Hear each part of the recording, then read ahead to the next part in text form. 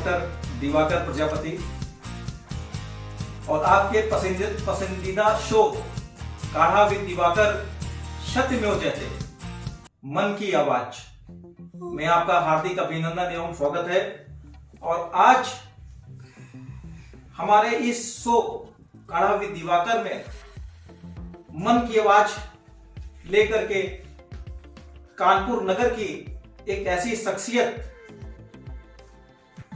जिन्होंने शकुंतला देवी राज शिक्षा सेवा संस्थान, बेटी बचाओ बेटी पढ़ाओ जैसी संस्था की नींव रखी 2008 में,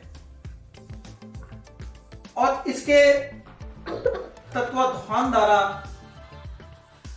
कानपुर ही नहीं पूरे भारतवर्ष में बेटी बचाओ बेटी पढ़ाओ, बेटा और बेटियों को शुभ संस्कारवान बनाओ का आंदोलन भी छेड़ा सन 2014 से। सन 2014 से लेकर के 15, 16, 17, 2018 कानपुर उन्नाव अभियान, 2019 के जन जागरूकता बेटी बचाओ बेटी पढ़ाओ झांसी, ग्वालियर, मध्य प्रदेश, महाराष्ट्र जाकर के संरक्षण में ये अभियान हुए बेटी बचाओ बेटी पढ़ाओ के। सन 2020 के जन जागरूकता अभियान कानपुर, लखनऊ, उत्तर प्रदेश अभियान, 22 के जबलपुर मध्य प्रदेश अभियान, 23 के कानपुर ससोल बिल्लौर अभियान, और अनवरत रूप से चाहे राजस्थान की धरती हो, चाहे उत्तरांचल की धरती हो, चाहे उत्तर प्रदेश की धरती हो, तो इनके संरक्षण से हमारी बेटियां अपने लक्ष्यों को हासिल कर रही हैं। और आज ऐसी शख्सियत का मैं इस शो में हार्दिक अभिनंदन एवं स्वागत करता हूं, पैर छू करके आशीर्वाद देता हूं। और ऐसी शख्सियत का नाम आदरणीय श्रीमती शकुंतला देवी जी आई हैं, उनका हार्दिक अभिनंदन एवं स्वागत है। तो माता जी, मैं आपसे एक प्रश्न पूछना चाहता हूं, आपका परिचय बताइए अपना। मेरा परिचय मेरा जन्म सन 1939 जबलपुर में हुआ था। मेरे पिताजी किसान थे, वो भी पढ़े लिखे थे, इसलिए हम लोग को पहले बेटियों को पढ़ाया नहीं जाता था। अब परिवार वाले ताना भी देते रहे कि लड़कियों को पढ़ा रहे हैं, लेकिन हमारे पिताजी ने भी संकल्प लिया और हम लोगों को भी बहुत खुशी हुई कि हम लोगों का अब एडमिशन हो गया, हम लोग पढ़ने जा रहे हैं। लेकिन उस समय ना ड्रेस थी, ना जूते थे, बिना चप्पल के, बिना ड्रेस के हम स्कूल जाते थे। कक्षा 3 में हम पढ़ते रहे, जब उस समय साड़ी पहन के जाते रहे स्कूल, सिर में पल्ला लेके। तो समाज में कई लोग तो बहुत खुश हुए और कई लोग बहुत नाराज हुए कि ये इनके पिताजी लड़कियों को पढ़ा रहे हैं, क्या वो मुंशियाइन बनेगी, क्या मास्टराइन बनेगी, क्या अफसर बनेगी। लेकिन उनके कहने के अनुसार हम लोग वास्तव में, हम सबसे छोटी बहन भी टीचर हो गई। अच्छा, आपकी प्रेरणा कौन रही उस समय की शिक्षा ग्रहण करने की? जागृत आपको कहाँ हुई कि मैं भी शिक्षा ग्रहण करूंगी? ऐसी कोई स्टोरी किसी विदुषी की, सरोजिनी नायडू की, या फिर जो है महारानी लक्ष्मीबाई जैसी? तो आपकी क्या प्रेरणा रही? रानी दुर्गा, जबलपुर में रानी दुर्गावती थी। वो रानी दुर्गावती वीर थी और वीर होने के साथ साथ वह युद्ध की कला भी जानती थी, युद्ध भी उसने किया था। तो ये होता है कि झांसी की रानी की कहानी भी सुनी थी हम बचपन में, 5वीं कक्षा में। लेकिन आपकी प्रेरणा रानी दुर्गावती रहे? मेरी पहली प्रेरणा रानी दुर्गावती थी। हमने कहा वो भी भाई बालिका ने बालिका के बाद वो भी बड़ी हो गई, उसने भी युद्ध किया है। तो युद्ध में जो है किसको हराया था उन्होंने? वो युद्ध में उसमें अकबर का सेनापति आसिफ खां, उसने चढ़ाई कर दी थी रानी दुर्गावती के ऊपर। तो उसने वीरता के साथ में युद्ध किया है। युद्ध करते करते ही वीर गति को प्राप्त हो तो गई। वीर गति जबलपुर में बारह गांव में उसकी समाधि बनी हुई है। तो आज भी समाधि होगी वहाँ पर? आज भी समाधि है वहाँ पर? हाँ, आज भी होगी 12 गांव में। अच्छा, आपको जो है शिक्षा ग्रहण करने में किन किन बाधाओं का सामना करना पड़ा था उस समय? वो दौर आजादी से पहले का दौर था, तो उसमें क्या बेटियां शिक्षा ग्रहण करने के लिए जाती थी क्या? कई जाती थी, कई नहीं जाती थी। ये रहा कि शिक्षा ग्रहण करके क्या करेंगे, मायके में घर का सब काम सीखो और ससुराल चली जाओ, ये उस समय था। लेकिन हमारे पिताजी ने हमको तो पढ़ाने की प्रेरणा दी है, पिताजी से ही हम लोग। तो पिताजी आपके कितने पढ़े लिखे तो समय हमारे कितने पढ़े पिताजी लिखे? उस समय हाई स्कूल पास थे, मैट्रिक। तो मतलब वो करते क्या थे पिताजी आपके? क्या करते थे? हमारे पिताजी किसानी करते रहे। हमारे खेत थे, उनमें सब सब्जियां उगाई जाती रही, वो सब बिक्री होती रही थी। किसान थे, परिवार वाले भी किसानी करते थे। नहीं, तो वो आजादी से पहले का जो दौर था आपका कैसा था? आजादी से पहले का आपके परिवार में कौन कौन थे? कैसा संयुक्त परिवार था कि जो है अलग अलग परिवारों में आप लोग रहते थे? परिवार संयुक्त परिवार था। चाचा थे, बड़े पिताजी भी थे, बाबा भी थे, दादी भी थी। लेकिन हमारे चाचा बहुत गुस्सा हुआ करते रहे कि बाबूजी अपनी लड़कियों को पढ़ा रहे, वो मुंशियाइन बनेंगी, मास्टराइन बनेंगी, अफसर बनेंगी, ये बनेंगी। लेकिन उनके कहने के अनुसार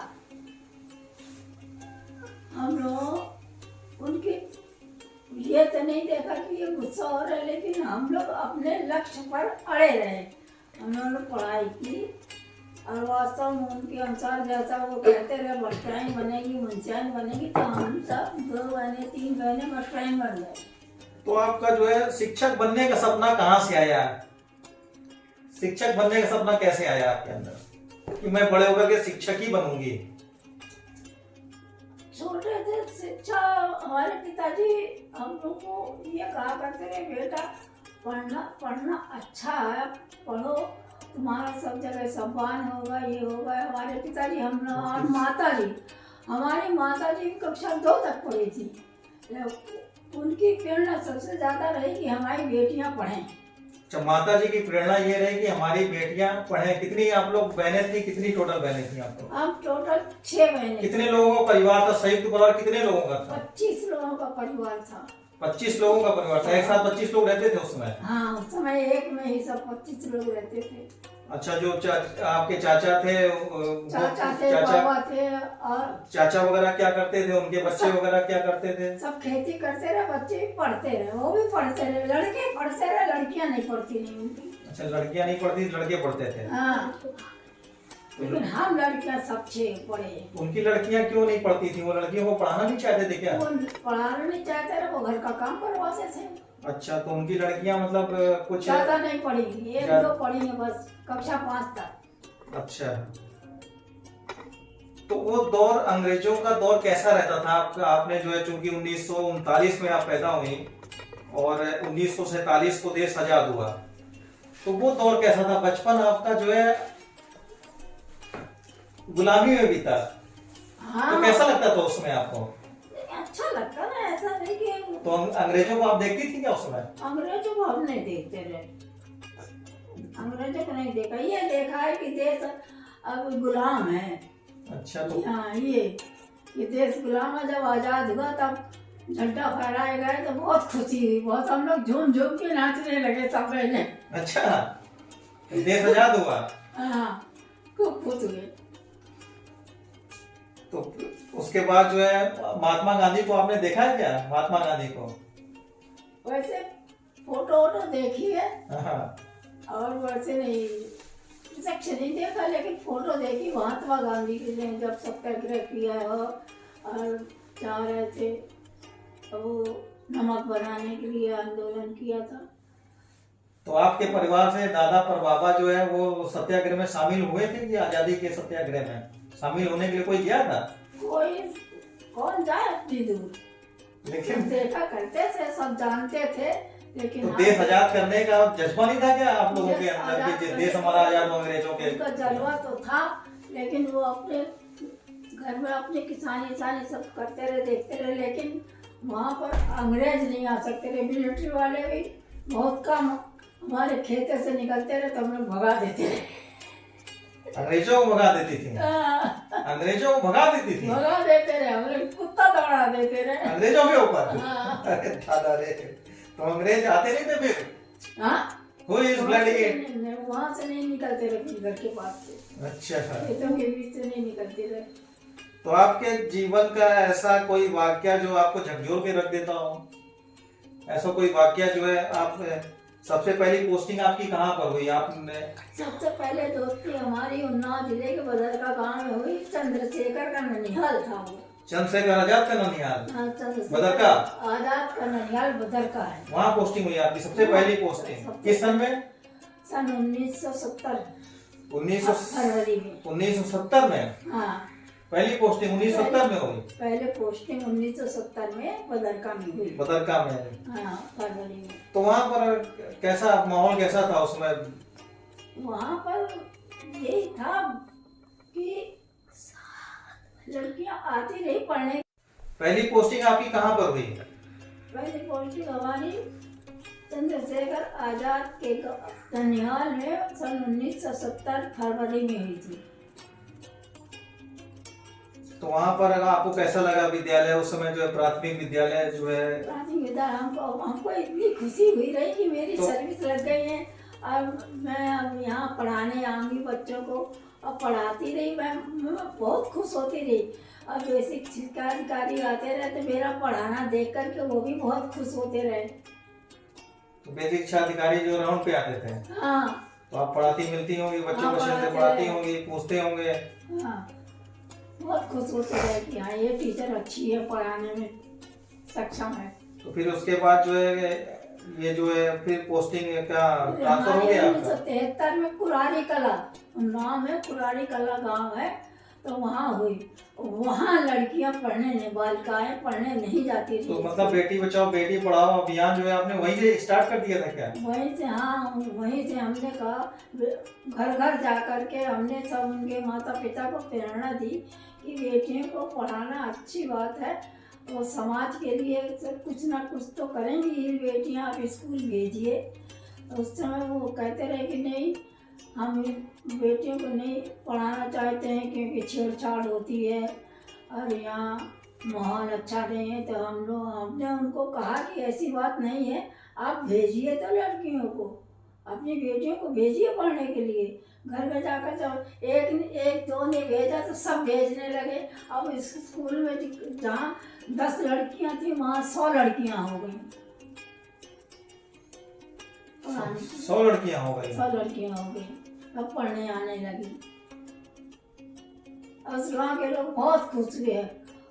उस गाँव में हम 9 साल स्कूल कुरारी में 9 साल हमने पढ़ाया। तो अभियान जो है वो कंटिन्यू लगातार जारी रहा बेटियों की शिक्षा के लिए, सुदृढ़ता के लिए? हाँ, फिर उसके बाद हमारा ट्रांसफर हो गया रावतपुर टिकौली उन्नाव में। वहाँ भी लड़कियाँ कुछ आती रही, कुछ नहीं आती रही। उनके यहाँ भी हमने कहा जा करके कि आप भेजिए अपनी बेटियों को, देखो पढ़ाने के लिए, पढ़ाना अच्छी बात होती है। अब वो अपने घर का माहौल भी सही करेंगी, ससुराल में जाएंगी, वहाँ भी समाज सेवा करेंगी तो सब बहुत खुश होंगे। बेटियां जो है नौकरी में आगे आएंगी, मतलब पढ़ लिख करके नौकरी में आगे आएंगी तो समाज बदलेगी। नौकरी में आएंगी, सामाजिक कार्य करेंगी तो बहुत खुश, ससुराल वाले भी खुश होंगे, हमें माँ बाप भी खुश होंगे। बेटी वहाँ अच्छा माहौल हो गया, पढ़ने सब आती रही लड़कियाँ। तो उस दौर में तो बेटियों के साथ जाने कितने जो है बलात्कार जैसी घटनाएं बेटियों के साथ हो जाती थी, और दहेज प्रथा भी बेटियों के साथ में, कई सारी कुरीतियां जो उस समय बेटियों के साथ में थी। तो उसके बारे में आप क्या बोलना चाहेंगे कि जो है कुरीतियों जो आज अंत हो गया है कुरीतियों का? बहुत गलत है कि बेटियां पढ़ी लिखी होते हुए भी और उनको दहेज के पीछे, दहेज के साथ ही दहेज नहीं देते रहे माँ बाप बेचारे, तो उन बेटियों को जला के मार दिया जाता रहा, उन बेटियों को कुएं में गिरा दिया जाता रहा, इस तरह से उनको मारता रहा, इस तरह से उनको हर तरह से उनकी प्रताड़ना देते रहे ससुराल वाले। लेकिन ये है कुछ दिनों के बाद में फिर ये धीरे धीरे बंद हो गया। तो आज के समय में बेटियां तो आसमान तक पहुंच गई हैं, बेटियां ट्रेन चला रही हैं, बेटियां मेट्रो चला रही हैं, बेटियां IAS PCS बन रही हैं, बेटियां पुलिस में ऑफिसर बन रही हैं, बेटियां सेना में ऑफिसर बन रही हैं और बेटियां हर जगह जा रही हैं। उन लोग आपने ये सब कहा देखिए बेटियां क्या क्या नहीं कर सकती हैं, बेटियां अफसर बन करके एरोप्लेन चलाती हैं, ट्रेनों में चलती हैं, सर्विस करती, बैंक में सर्विस करती हैं, सब जगह बेटियां पुलिस भी बन गई हैं, बेटियां पुलिस विभाग में ऑफिसर जैसे पदों में आसीन हो गई हैं बेटियां। हाँ, तो फिर अब उनके माँ बाप को भी प्रेरणा मिल गई कि मैं अपनी बेटियों को पढ़ाऊं और बेटों को भी पढ़ाऊं।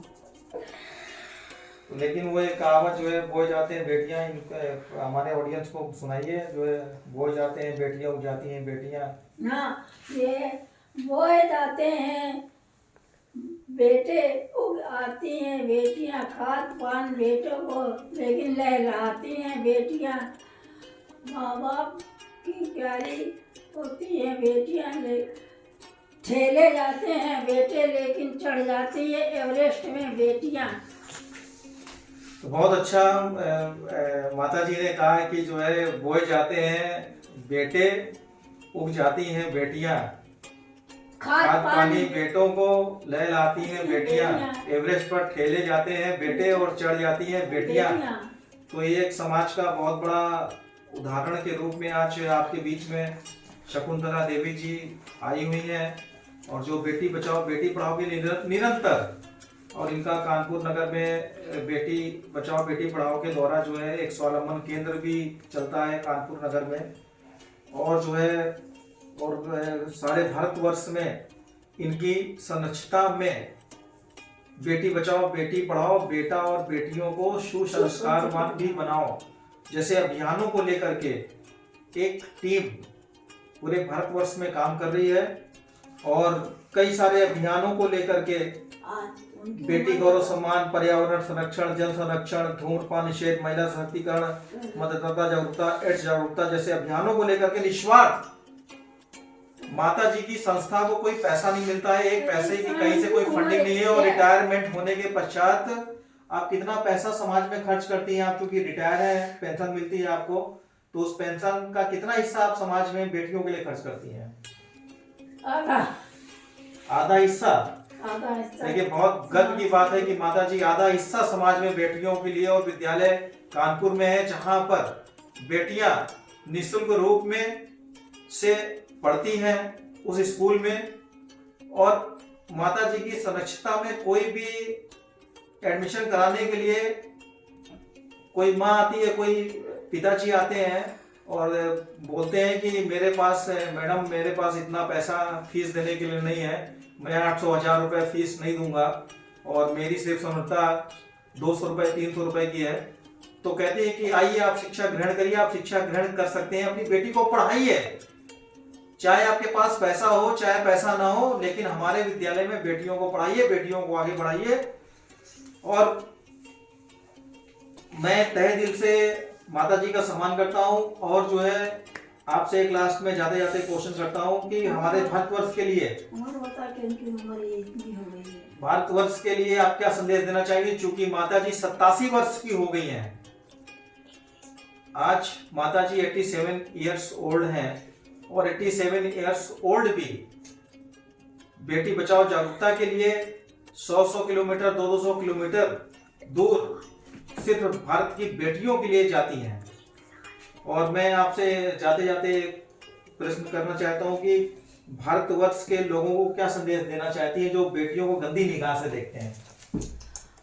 जो गंदी निगाहों से देखते हैं उनके लिए तो मेरे को बहुत गुस्सा आता है, बहुत दुख होता है कि ऐसे लोग पैदा हो गए, बड़े हो गए, उसके उपरांत भी वो लड़की, उनकी लड़कियां होते हुए भी दूसरों की लड़कियों को छेड़ते हैं, उनसे के साथ बलात्कार करते हैं। तो ऐसे लोगों को तो सरेआम गोली मार देनी चाहिए, बीच चौराहे पर उनको फांसी देनी चाहिए, जिससे लोग उससे यही शिक्षा लें कि हम बेटियों के साथ में किसी प्रकार का बलात्कार न करें, किसी प्रकार गंदा व्यवहार न करें बेटियों के साथ में। जो अपनी बेटी है वो पराई की बेटी अपनी ही है। बहुत अच्छा, आपने बहुत अच्छा बोला कि बेटियों को गलत निगाह से नहीं देखें, क्योंकि आपकी बेटियां भी उस समाज में हैं, आपकी बेटियां भी उस समाज में हैं, और पराई बेटियों को जिस दिन से अपनी बेटी समझ करके समाज में उसकी विकृत मानसिकता के लोगों से उसकी सुरक्षा करने लग जाएंगे तो वो समाज हमारा उस दिन एक अच्छा समाज बन करके उभरेगा। क्योंकि जो छेड़ते हैं उनकी बहनें होती हैं समाज में, जो छेड़ते हैं उनकी बहनें होती हैं समाज में। यदि उनकी बहन को कोई छेड़ेगा समाज में तो उनको गुस्सा नहीं आएगा। अच्छा माता जी, जाते जाते आपकी कितनी बेटियां हैं? मेरी तो 3 बेटियां हैं और 1 बेटा है, और मेरी 2 पोतियां हैं और 1 पोता है। अच्छा ये बताइए, जो है आपकी बेटियां क्या करती हैं? हमारी दूसरी बड़ी बेटी तो घर के कार्यक्रम में रहती, वो कहीं शिक्षा ग्रहण वो नहीं करती कुछ भी। तो उनकी एजुकेशन कहाँ तक हुई थी?